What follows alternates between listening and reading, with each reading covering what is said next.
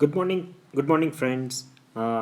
Myself Kedar Badeka, and today I am taking your 14th lecture of Basics of Industrial Engineering. So, in the previous days of the lecture, we completed the chapter number first and chapter number second. I think you have remember the basic concept about the chapter number second, which is the production planning and control. We try to understand the basic things about the different kind of the production system, right? Different kind of the product layouts, right? There is a two type of the classifications of the forecasting, which is the quantitative forecasting and the qualitative forecasting. All these things with some kind of the examples, and lastly we have discussed about the assembly line balancing or the heuristic approach of the line of balancing, which is the assembly line of balancing.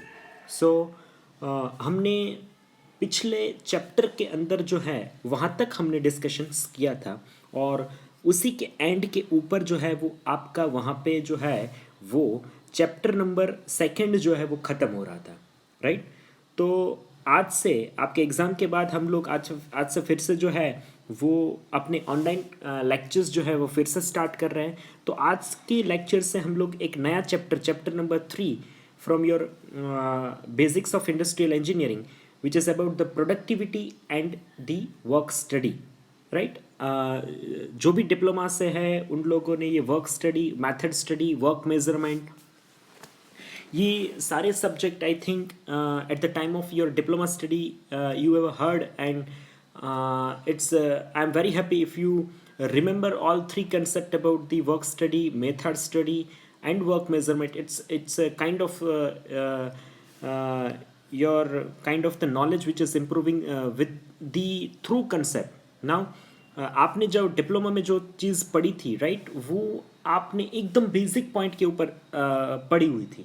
अब यहाँ पे जो है वो आपको पढ़ना है work studies जो है वो आपके लिए कैसे वहाँ पे आपने जो पढ़ा था वो वर्क स्टडी क्या चीज़ है, राइट? वो वहाँ तक जो है वो आपने स्टडी करने की कोशिश की थी। यहाँ से आप वर्क स्टडी को कैसे इम्प्लीमेंटेशन कर सकते हैं, मैथड स्टडी को कैसे इम्प्लीमेंटेशन कर सकते हैं, वर्क मेजरमेंट को कैसे इम्प्लीमेंटेशन कर सकते हैं, टाइम स्टडी, राइट, कैसे कर सकते हैं, कैसे कैसे जो है वो मेजरमेंट के पैरामीटर्स है जिससे आप जो है वो टाइम मेजरमेंट जो है वो कर सकते हैं किसी भी प्रोसेस के लिए, किसी भी एक प्रोडक्ट के लिए। तो ये चीज़ जो है वो हम पूरे चैप्टर के अंदर जो है ये चीज़ हम लोग डिस्कशंस करने वाले हैं। सो उससे पहले आप यानी हम एक पहला स्टेप रख के हमें बेसिकली आप समझिए हमें क्या समझना क्या है, कहाँ तक पहुँचना है। हमें पहुँचना है work study, work measurement, method study और टाइम स्टडी के वहाँ तक।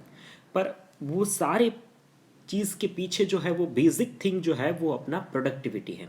अगर आप जो है वो द टर्म ऑफ प्रोडक्टिविटी जो है वो कंसेप्चुअली समझ रहे हैं, राइट, वो अगर आपको डेफिनेशन के पॉइंट ऑफ व्यू आपको पता है कि कैसे प्रोडक्टिविटी इंप्रूव की जा सकती है, कैसे प्रोडक्टिविटी जो है वो डिक्रीज होती है, तो उसके पीछे के क्या क्या पैरामीटर्स होते हैं, अगर ये चीज़ जो है वो आपको अगर पता है तो फिर आप ये चारों कंसेप्ट को बहुत इजीली जो है वो अंडरस्टैंड कर सकते हैं।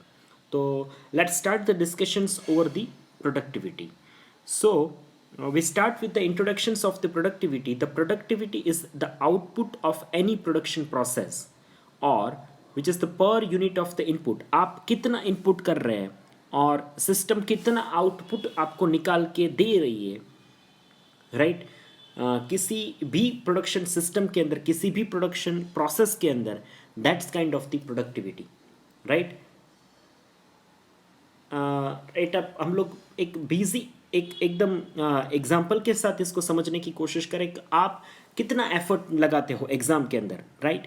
आप जितना एग्ज़ाम के अंदर आपने जितना इनपुट डाला, आपका रिजल्ट जो है उसका रिफ्लेक्शन करके आपको देगा आउटपुट के फॉर्म के ऊपर। जितना आपका एफर्ट रहेगा उतना आपका सीधा रिफ्लेक्शन के फॉर्म के ऊपर आपका आउटपुट जो है वो in the term of the result आपको निकल के आएगा। That is the productivity of any kind of the students. So, to increase the productivity means to produce more with the less. Productivity किसको बोल सकते हैं? तो आपके पास कम से कम जो है वो आप लेस से लेस इनपुट रिसोर्सेस को यूटिलाइज करके टू इंक्रीज द प्रोडक्टिविटी, कैसे प्रोडक्टिविटी को कैसे इंप्रूव की जा सकती है। To increase the productivity means to produce more, आपको ज़्यादा आउटपुट जो है वो निकालना है विथ यूजिंग द लेस।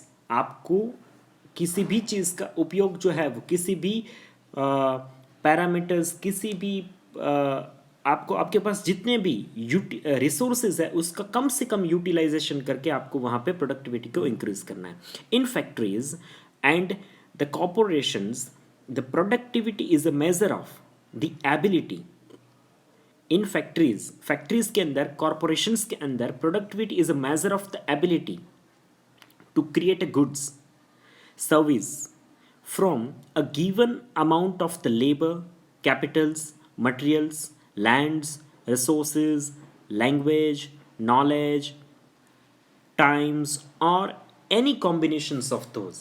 आप इसमें से किसी भी कॉम्बिनेशंस को लेके जो है आप जो है आप किसी भी इन इस ये सारे पैरामीटर्स जो हमने डिस्कस किए, जैसे आपका लेबर हो गया, अमाउंट ऑफ लेबर है, कैपिटल्स है, राइट, अमाउंट ऑफ मटेरियल्स है, लैंड्स है, रिसोर्स है, नॉलेज है, टाइम है, इसमें से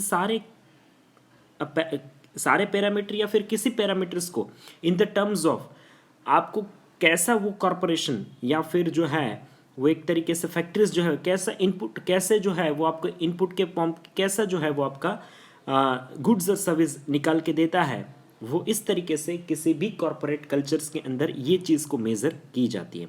the output per unit of input of employees, the increased productivity on the part of the capitals and labors, right। हम लोग बेसिकली आप जितना इन्वेस्टमेंट, जितना कैपिटल इन्वेस्टमेंट करते हैं तो हम लोग उस हिसाब से जो है वो प्रोडक्टिविटी इंक्रीज करने की कोशिश करते हैं। वो एक बेसिकली पार्ट है, right.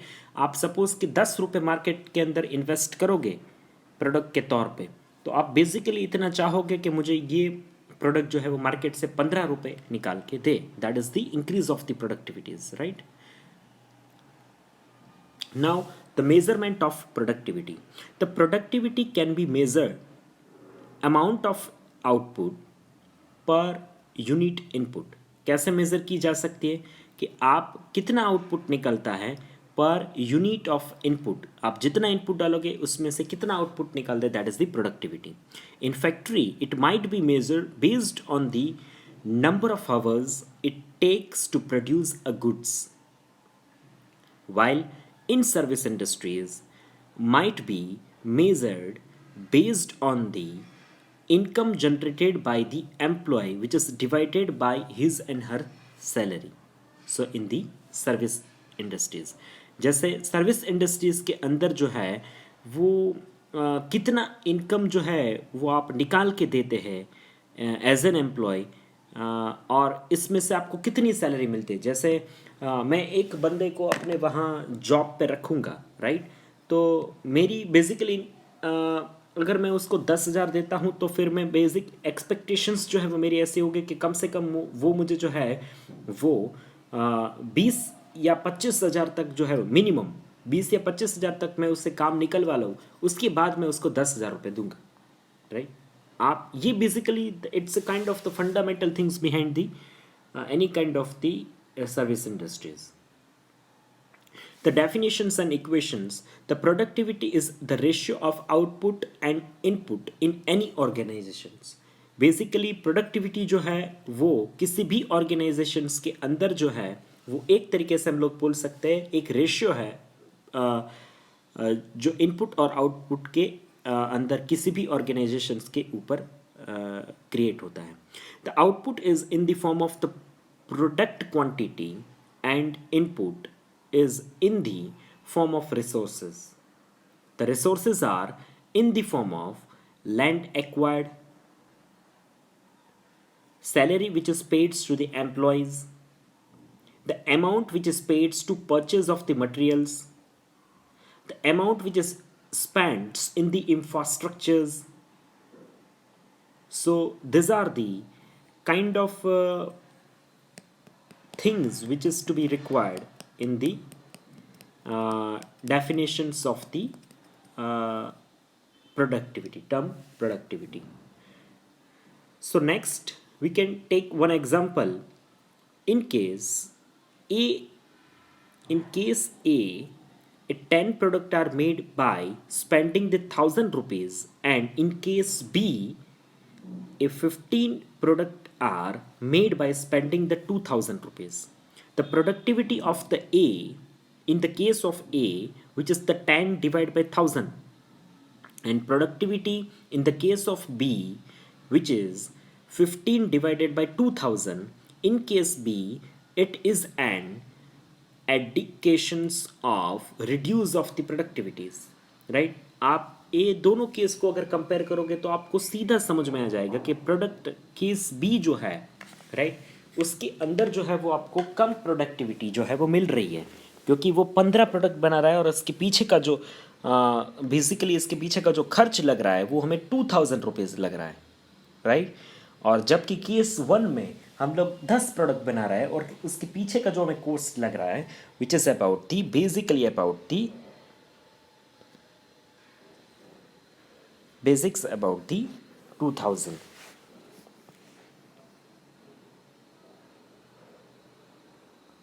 Now types of productivity. So the productivity which is divided into the two kind of the category, which is the partial productivities and the total productivity. Productivity जो है वो किसी भी आप टर्मिनोलॉजी में अगर इसको डिवाइड करना है तो आप इसको दो मैनर के अंदर इसको डिवाइड कर सकते हैं. The first thing which is about the partial productivity and second thing which is about the total productivity. The partial productivity is what the resources of the productivity when measured separately. जब आपके resources जो है right productivity के वो measure होते हैं separately which is are called as a partial productivity. Suppose के apple to apple comparisons, that is the partial productivity.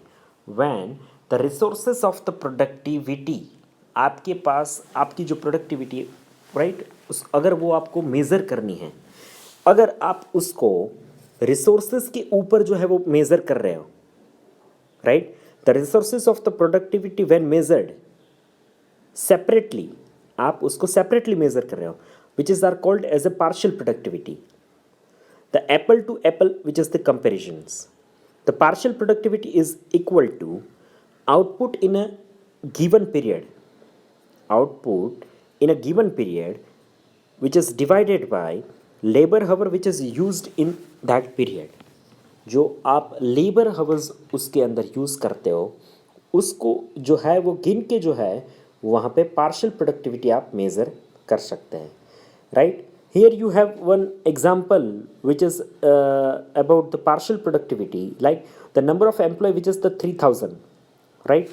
We are rupees in the millions, so the 3000 numbers, so the employee cost which is the 4000.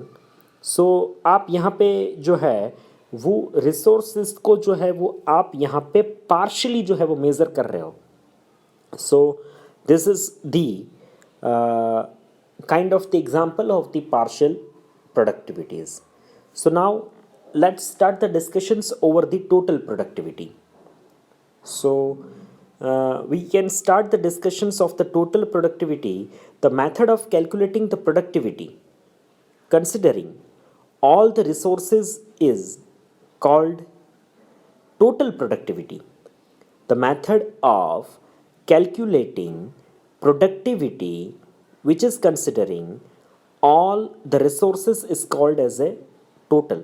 जिस method के अंदर productivity जो है वो हम लोग measure करते हैं with calculating all the resources, सारे रिसोर्सेज को मिला के हम लोग अगर प्रोडक्टिविटी को मेज़र कर रहे हैं तो उस तरीके की प्रोडक्टिविटी को जो है वो टोटल प्रोडक्टिविटी के कैटेगरी में जो है वो गिना जाता है, which is invented by the David J Sumanth, right. इनको जो है वो डेविड जो है उन्होंने इनोवेटेड किया था. इट इज़ ए सिम्टमेटिक और a qualitative approach to compete in quality price and type. ये जो है वो एक तरीके के हम लोग इसको बता सकते हैं कि एक तरीके का सिस्टमेटिक जो है वो अप्रोच है, जिससे जो है वो क्वांटिटेटिव अप्रोच जनरेट होता है and to compete the quality price and time, जिससे हम लोग जो है वो एक it is a systematic quantitative approach, ये जो है वो एक सिस्टमेटिक क्वांटिटेटिव अप्रोच है जिससे हम लोग compete कर सकते हैं। जैसे क्वालिटी हो गया आपका, प्राइस हो गया आपका, टाइम हो गया आपका, इस बेसिस के ऊपर हम लोग इसको compete कर सकते हैं। The total productivity is provide a systematic framework. आपका जो टोटल प्रोडक्टिविटीज जो है ये एक तरीके की हमें सिस्टमेटिक जो है वो फ्रेमवर्क प्रोवाइड करता है and a structure to organise increase the profitability. इसका जो है वो टोटल प्रोडक्टिविटी जो है जिसके अंदर हम सारे रिसोर्सेज को कैलकुलेट करके एक प्रोडक्टिविटी मेज़र करते हैं, तो इसका जो पूरा जो स्ट्रक्चर ऑफ फ्रेमवर्क जो है वो पूरा जो है वो हमें मिलता है, राइट। इस तरीके के स्ट्रक्चर या फ्रेमवर्क को यूज़ करके हम लोग किसी भी ऑर्गेनाइजेशंस को प्रॉफिटेबल ऑर्गेनाइजेशंस में कन्वर्ट कर सकते हैं। So the total productivity is equal to the total output divided by the total input. That is the basic things about the productivity. I think now you clear the concept about the productivity, right? So let's move forwards. So the productivity and the productions, ये चीज़ जो है वो काफ़ी बार आपको interview वगैरह में पूछा जाता है कि आप इस दोनों टर्म को किस परिप्रेक्ष्य में आप जो है वो समझते हैं। तो बेसिकली जो प्रोडक्टिविटी जो है और प्रोडक्शंस है उसमें काफ़ी डिफरेंस है। The production is the the production is indicated by the output quantity. जो प्रोडक्शंस जो है वो सिर्फ आउटपुट क्वांटिटी से ही इंडिकेट होता है, आपने कितना प्रोडक्शन निकाल के दिया पर हावर के अंदर। जैसे 150 पीसेस, तो आपका प्रोडक्शन कितना हुआ, तो कि 150 पीसेस, राइट। अब ये जो है वो प्रोडक्शन है, right. The productivity which is totally different thing. उसके अंदर आप जो है जो इनपुट आप डालते हो उसमें से क्या आउटपुट निकलता है, राइट। उस रेशियो को जो है वो प्रोडक्टिविटी बोला जा सकता है। अब आप सारे रिसोर्सेज को मिला के जो आप मेजर करोगे productivity, that is the total productivity. Is it clear? Okay, so let's move forward. Now what are the benefits of the productivities? So with increase in income and profitabilities, अगर आप productivity को जो है वो समझ के जो है वो कंसिडर करोगे, तो प्रोडक्टिविटी जो है वो बेसिकली जो है वो आपकी इनकम या फिर प्रॉफिटेबिलिटी जो है वो इंक्रीज करेगी। It's lowering the running cost and the operational cost. इससे जो है वो आपका रनिंग कॉस्ट है या फिर जैसे बोल सकते हैं कि ऑपरेशनल कॉस्ट है, वो एकदम आपका कम हो जाएगा। which is maximizing the use of all the companies resources such as the land, equipment, machineries, factories, worker, etc. इससे आपका सबसे बड़ा बेनिफिट ये है कि आप किस तरीके से कंपनी के जो भी रिसोर्सेज है, जैसे लैंड हो गया, मशीनरीज हो गई, इक्विपमेंट्स हो गया, फैक्ट्री के वर्कर्स हो गए, राइट, उस सब का जो है वो मैक्सिमम यूटिलाइजेशंस कैसे कर सकते हो, उसको आपको आइडिया यहाँ से प्रोडक्टिविटी से मिलेगा। आपका प्रोडक्ट जो है उसकी प्रोडक्टिविटी कम है आपकी फैक्ट्री की, तो कहाँ पे वो कम हो रही है उसको एनालाइज करके आपको शॉर्ट आउट करके आप उसकी प्रोडक्टिविटी जो है वो मैक्सिमम यूटिलाइजेशन से बढ़ा सकते हैं। Now gaining a greater share of the markets, जिससे आपका मार्केट शेयर जो है वो प्रोडक्ट का कंपनी का बढ़ेगा। More cash flow mean more opportunity for the company to expand and grow, जिससे जो है वो आपका कैश फ्लो जो है वो बढ़ेगा, जिससे एक ये अपॉर्चुनिटी निकल के बाहर आएगी कि कंपनी जो है वो एक्सपांड या फिर आप उसको ग्रो कर सकते हो। So this are the benefits of the productivities. So now what are the constraints or what kind of the problem which is increase in the productivity? जब आप प्रोडक्टिविटी जो है वो बढ़ाने की कोशिश करते हो, तब कौन से ऐसे constraints है या फिर कौन से ऐसे प्रॉब्लम्स है जो आपके सामने आ सकते हैं at the time of increase of the productivity? The first, which is the government regulations, right? जैसे किसी भी कॉन्स्टिट्यूशनल कंट्री के अंदर जो है वो सबसे बड़ा जो प्रॉब्लम रहता है कि गवर्नमेंट्स जो है वो चेंज होती है 4 साल 5 साल के बाद, तो उसके साथ उसकी पॉलिसीज़ जो है वो चेंज होती रहती है। अब वो रेगुलेशंस ऑफ पॉलिसीज जैसे चेंज होगा तो सीधा इसका इफेक्ट जो है, जैसे टैक्सेशंस हो गए, इसके सारे जो है वो एडवर्स और डाइवर्स इफेक्ट जो है वो आपके ऑर्गेनाइजेशंस के प्रॉफिट पोर्टफोलियोज के ऊपर पड़ते हैं। तो गवर्नमेंट रेगुलेशंस की अगर हम लोग बात करें तो गवर्नमेंट रेगुलेशंस के अंदर various taxations and environmental loss, जैसे एनवायरमेंटल जो है वो भी एक ऐसा फैक्टर्स है जो टाइम बाय टाइम जो है वो इंडस्ट्रीज़ के लिए एक स्ट्रिक्ट फैक्टर जो है वो होता जा रहा है।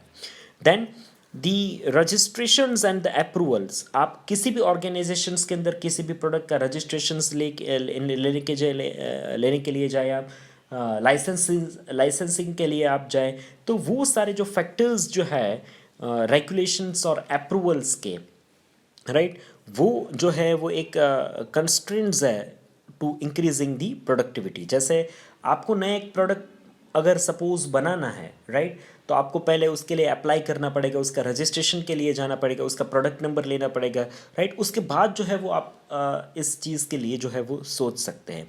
देन द यूनियन रूल्स, जो कंपनीज के अंदर जो यूनियंस होते हैं, वर्कर यूनियंस, उनके रूल्स जो है वो काफ़ी ये है, यहाँ पे जो है वो एक कंसिडरेबल प्रॉब्लम्स हैं। The trade union which is play the constructive rules and sometimes this rules are the misused, और कभी कभी जो है वो ऐसे रूल्स जो है वो मिसयूज्ड होके भी जो है वो आपकी प्रोडक्टिविटी जो है वो कम कर सकते हैं।